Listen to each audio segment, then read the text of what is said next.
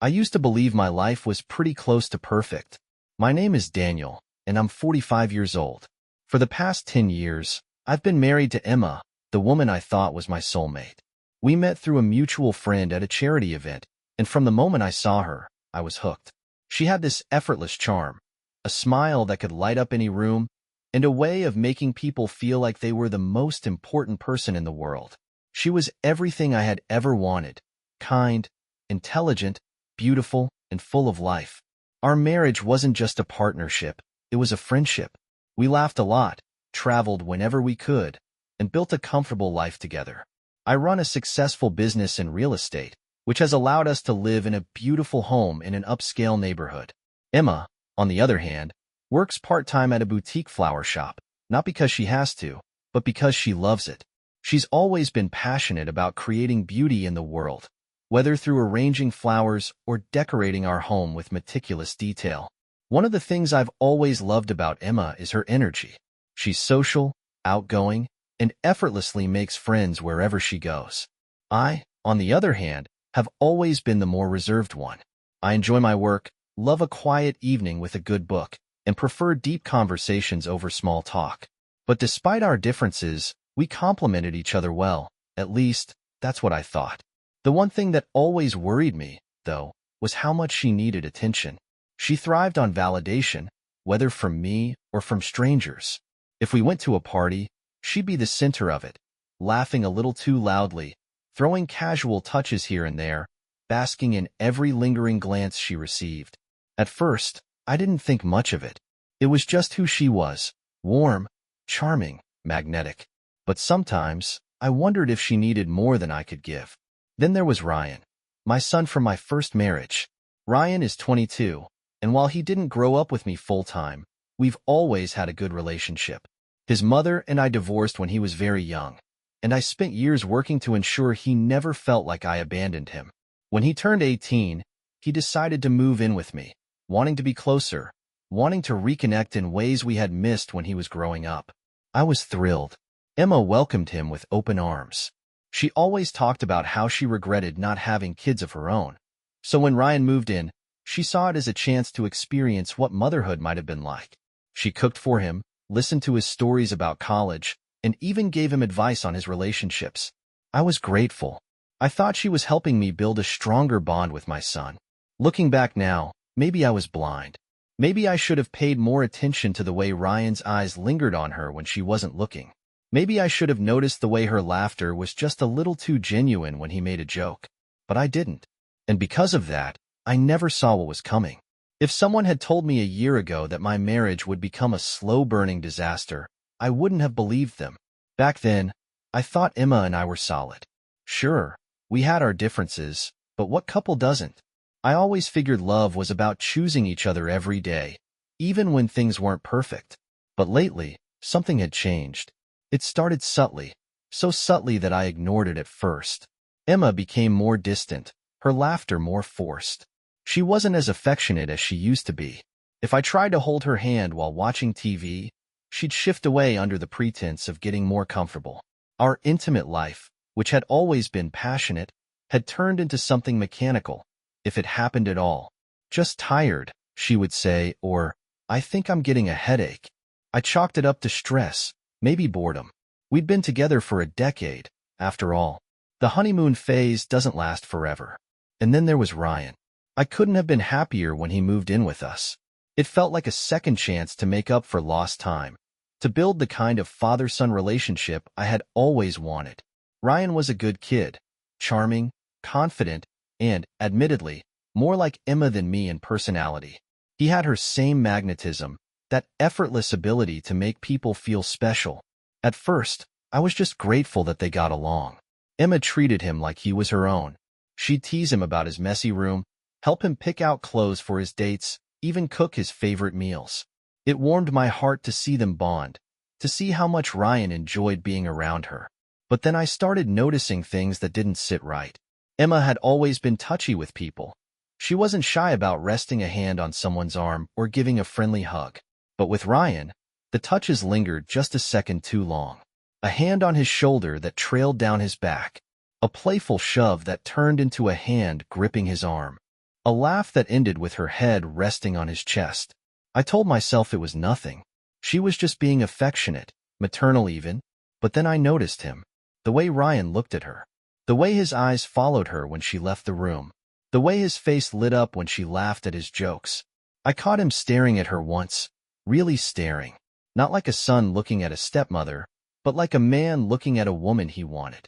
It made me uneasy, but I did what most men do. I buried it. I told myself I was imagining things, that I was just being paranoid. After all, she was my wife. Ryan was my son. The idea of anything happening between them was absurd, disgusting even. But I couldn't shake the feeling that something was off, and soon, that feeling would become impossible to ignore. They say hindsight is 20/20ths, but I think deep down, we always see the truth. We just choose to ignore it. I had seen the signs. I had felt the shift. But I kept telling myself I was being paranoid, that there was no way Emma and Ryan could ever cross that line. But the signs kept piling up. Emma started dressing differently around the house. She had always taken care of herself, but now it felt deliberate. Shorts that barely covered anything. Tank tops without a bra. Perfume just to sit in the living room. At first, I told myself she was just comfortable in her own home, that she had always been like this. But then I started noticing how she acted when I was home versus when Ryan was home. When I was around, she'd throw on a robe or pull a blanket over herself. But if Ryan was the only one there, she didn't bother.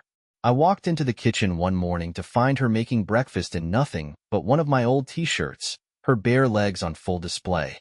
Ryan was sitting at the counter, sipping his coffee, trying and failing not to stare. I should have said something then. I should have drawn the line.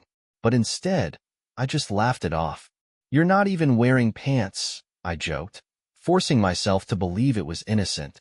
"Oh, relax," she said with a smirk, waving me off. "It's just us." It was always just us, until I started feeling like I wasn't part of that us anymore. The conversations between them started changing too. They had their own inside jokes, their own playful banter that didn't include me. Sometimes I'd come home and find them on the couch, sitting just a little too close, whispering and laughing about something I wasn't part of. If I asked what was so funny, Emma would just wave me off. "Nothing, babe, just something dumb." And Ryan? He barely looked at me when she was around. He still acted normal when it was just the two of us, playing video games, grabbing a beer, talking about work and life.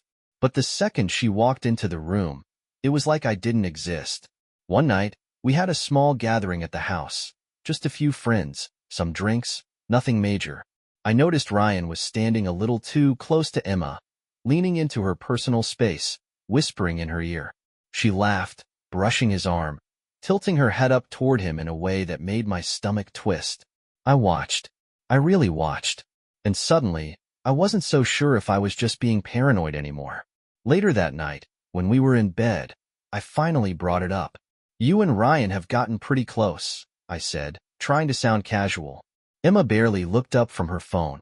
"Yeah, well, I told you. I never had kids. It's nice to have someone young around. He reminds me of what it would have been like." I hesitated. "Yeah, I don't know. Sometimes it feels like you two have your own thing going on. Like I'm not even part of it." That got her attention. She put her phone down, staring at me with a mix of amusement and irritation. "Are you jealous of your own son?" The way she said it made me feel stupid. Maybe I was overreacting. Maybe I was being possessive. Maybe it really was all in my head. I sighed and shook my head. "Forget it." She smiled and kissed my cheek. "You're imagining things, babe. I love you." And just like that, she made me doubt myself again.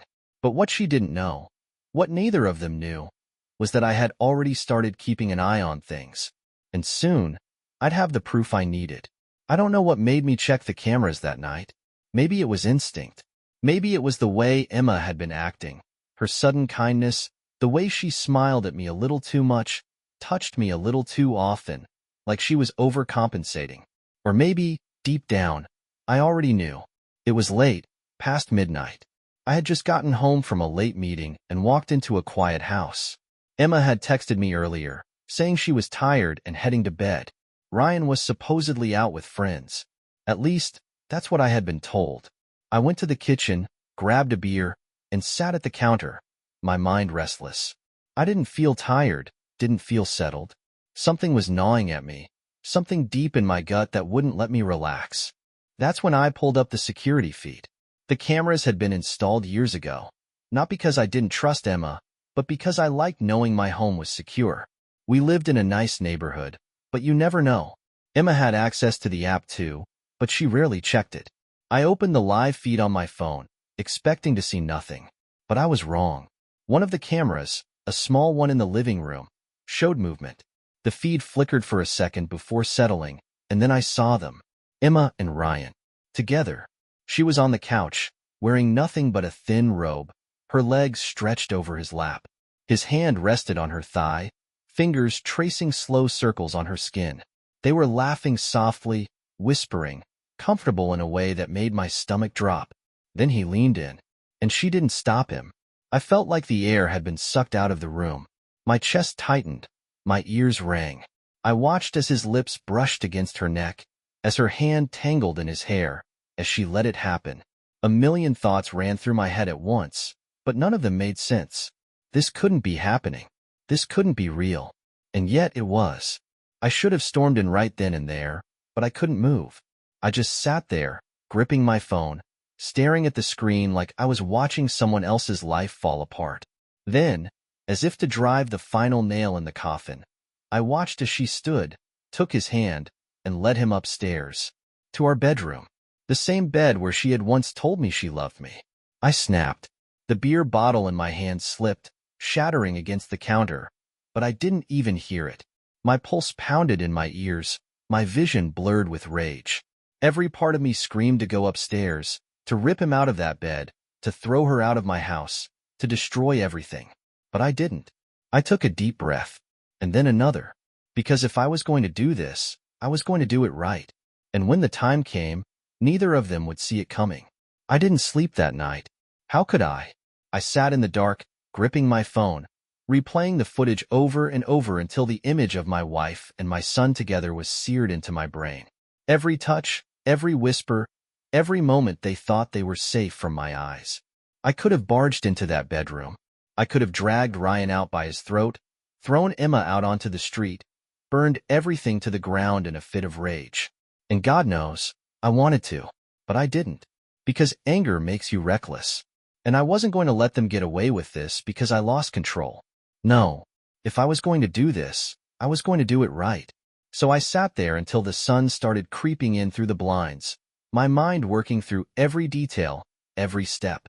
I had money, I had power, and, thanks to the cameras, I had proof. All I needed was patience. And timing. By the time morning came, I had a plan. When Emma came downstairs, she looked fresh, glowing, like a woman who had just spent the night doing something forbidden. She smiled at me, kissed my cheek, and asked if I had slept well. I forced a smile. Yeah, just exhausted from work. Ryan walked in moments later, rubbing the back of his neck like he was nervous. He barely looked at me. Guilt? Maybe. Or maybe he was just afraid I'd found out. I greeted him like nothing was wrong. Morning, kid. He flinched at that. Kid. Maybe because last night, he hadn't been acting like my kid. I watched them carefully, noting every glance they stole at each other, the way they moved around me like I was invisible. But that was fine. Let them think they were safe. Let them think I was still clueless. Because the moment they least expected it, I was going to rip the ground out from under them. For the next few days, I played the role of the clueless husband. I went to work, came home, kissed Emma on the cheek, and asked about her day. I had casual conversations with Ryan, pretending I didn't know he had betrayed me in the worst way imaginable. I even took Emma out to dinner one evening, just to keep up the illusion. But behind the scenes, I was preparing. The first thing I did was make copies of the security footage. Not just from that night, but from the previous weeks. I scoured through every recording, finding the moments I had missed before. The stolen glances, the subtle touches, the time she waited for me to leave before texting someone. They had been careful, but not careful enough. With the evidence secured, I made an appointment with my lawyer. I told him everything, showed him the footage, and asked him one simple question. How do I make sure she walks away with nothing? He smiled. With what you have, she won't see a dime. Perfect. Next was the house. It was in my name, bought years before I met Emma. She had no legal claim to it. But I didn't just want to throw her out. I wanted to take away everything I had ever given her. The car, the credit cards, the jewelry, every luxury she had enjoyed as my wife. She didn't deserve any of it. And Ryan? I had something special planned for him. The hardest part of the plan was patience. I had to wait. Wait for them to think they were safe. Wait for them to do it again. And sure enough, they did. 2 nights later, I told Emma I had an out-of-town business meeting and wouldn't be back until the next afternoon. She kissed me goodbye at the door, her lips lingering just a little too long, like she was celebrating her freedom. As soon as I drove away, I parked a few blocks down, pulled up the security app on my phone, and watched. Less than an hour later, Ryan came home. Emma greeted him at the door. They were laughing, touching, and then, just like before, she led him upstairs. I clenched my fists so hard my knuckles turned white, but I didn't move. Not yet. Because this time, I wasn't just catching them. This time, I was about to end them. I sat in my car, watching the security feed, my pulse steady, my mind clear. This wasn't just about catching them anymore. It was about destroying them. Inside the house, Emma and Ryan moved like they had no care in the world. They laughed, touched, kissed, completely unaware that I was watching, recording every second.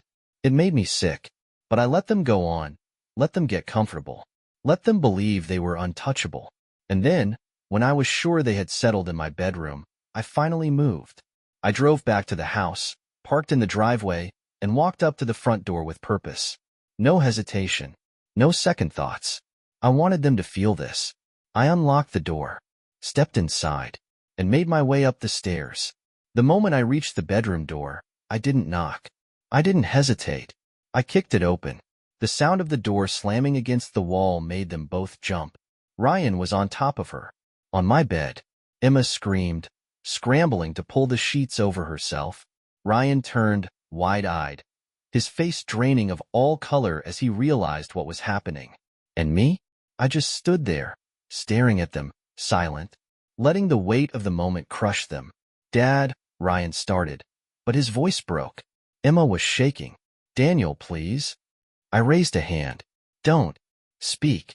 She shut her mouth instantly. Ryan swallowed hard, his hands gripping the sheets like they could protect him from the wreckage he had caused.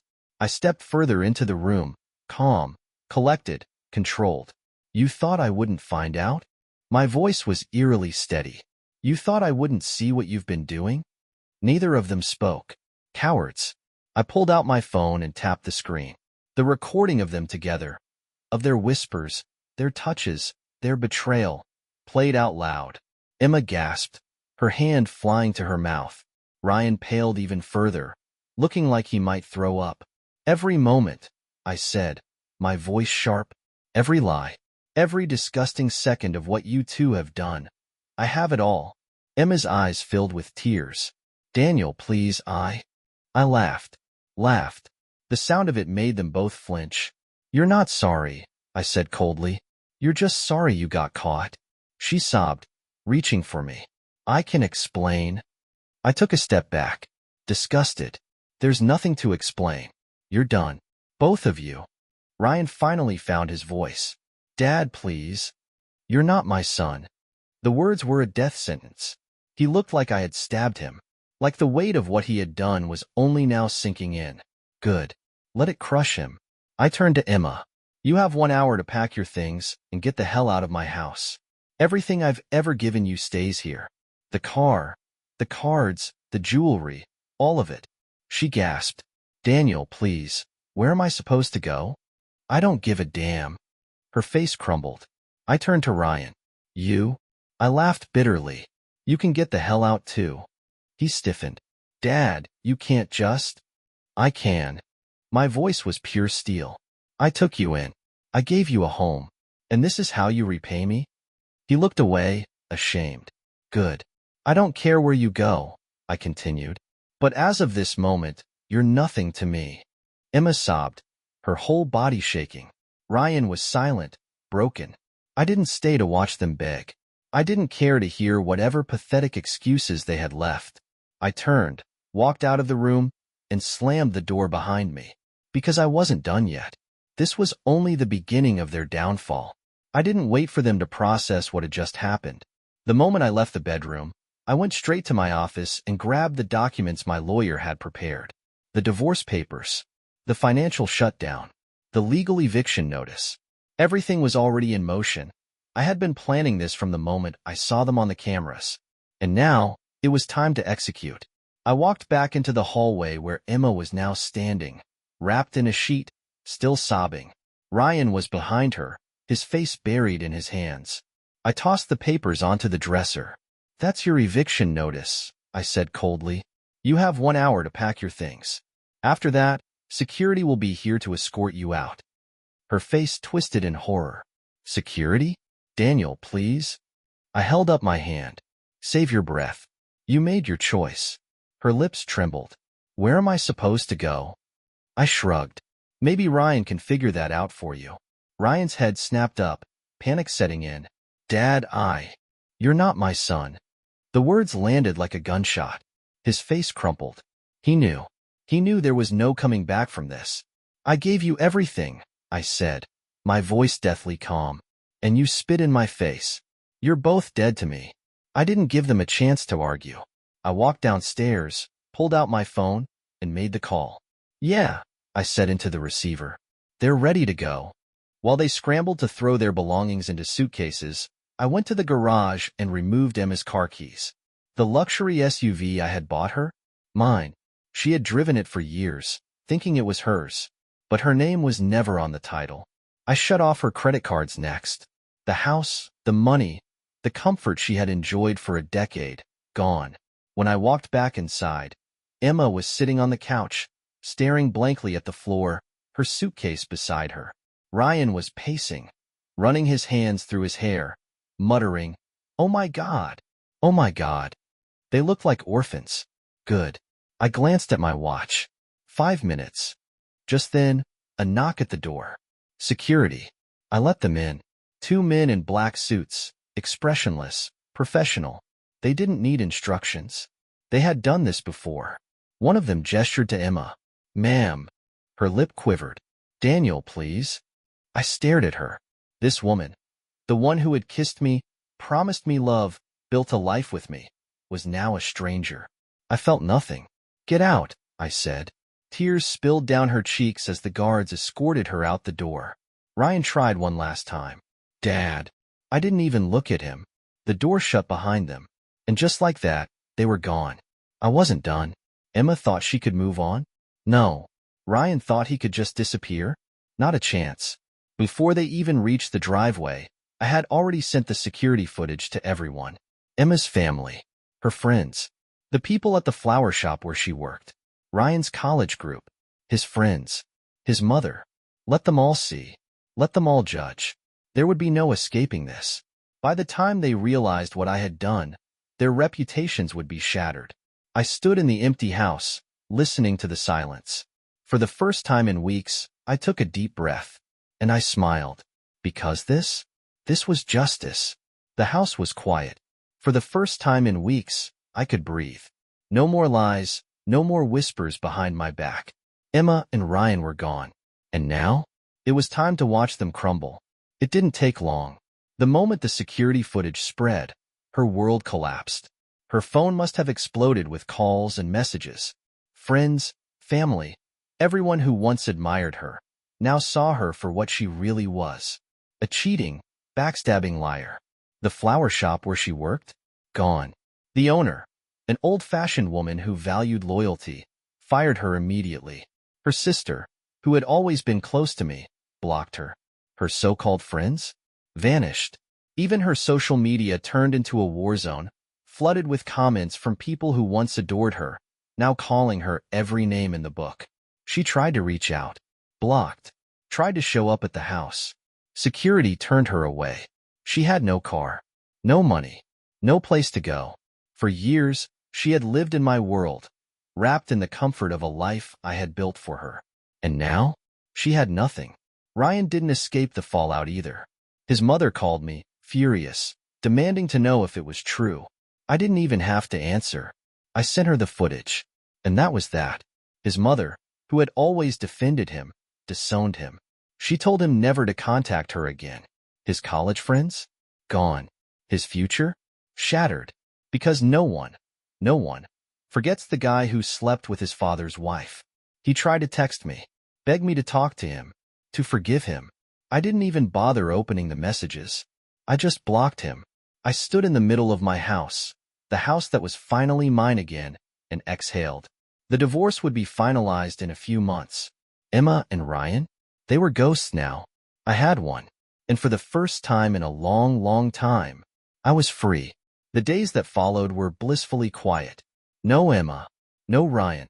No whispers behind my back. No fake smiles. Just peace. But I wasn't done yet. I wanted complete and total destruction. I made one last move. Emma had no money, no car, no home, but I knew where she'd go. She had a cousin in the city, her last possible safety net. I called ahead. "Let me guess," I said. "She's asking to stay with you." Silence. Then a sigh. "She did. She's been lying to you for years," I said. "I sent you proof." A pause. Then, "She's not welcome here." Click. And just like that, her last bridge burned. A few days later, I heard through mutual contacts that she was sleeping in motels. No job, no support. Just a woman who had thrown away everything for a quick thrill. Ryan tried to rebuild. I saw through social media that he had tried reaching out to old friends, trying to convince them that it wasn't what it looked like. It didn't work. Because no matter what he said, no matter how he tried to spin it, the truth was out there. The last I heard, he was crashing on a friend's couch, drinking too much, spiraling. Good. Let him feel it. Let him live with the weight of what he had done. Because I did nothing to him. He did this to himself. I stood in my now clean, peaceful home and took a deep breath. The divorce was almost finalized. Emma? Gone. Ryan? Dead to me. And me? For the first time in years, I wasn't carrying the weight of betrayal. I wasn't broken. I wasn't defeated. I was free. And I was ready to start over. But first, there was one final thing left to do. The day the divorce was finalized, I felt nothing. No sadness. No regret. Just a simple, undeniable truth. Emma no longer existed in my life. Everything she had taken for granted, our home, our life together, my loyalty, was gone. And she had no one to blame but herself. I never saw her again. She tried to reach out, of course, called from different numbers, sent emails filled with apologies, with pathetic pleas to talk. I ignored them all. Last I heard, she was barely scraping by, hopping between cheap motels, working a low-paying job she hated. Her charm, her beauty, none of it saved her in the end. Because people don't forget. And once the illusion of who she was had shattered, no one wanted anything to do with her. She built her entire life on lies. And when those lies fell apart, she had nothing left. As for Ryan, he disappeared. His mother cut him off completely. His friends abandoned him. His reputation was permanently ruined. I don't know where he went, and I don't care. Because the moment he betrayed me, he was no longer my son. And me? I was alive again. I sold the house, not because I had to, but because I wanted to. I didn't need a home filled with ghosts of a life that no longer existed. Instead, I bought a new place, a fresh start. And for the first time in years, I focused on myself. I traveled, went out more, met new people, laughed again, lived again. Because my life wasn't over. It was just beginning. And as for Emma and Ryan, they had destroyed themselves. I just made sure they felt every second of it.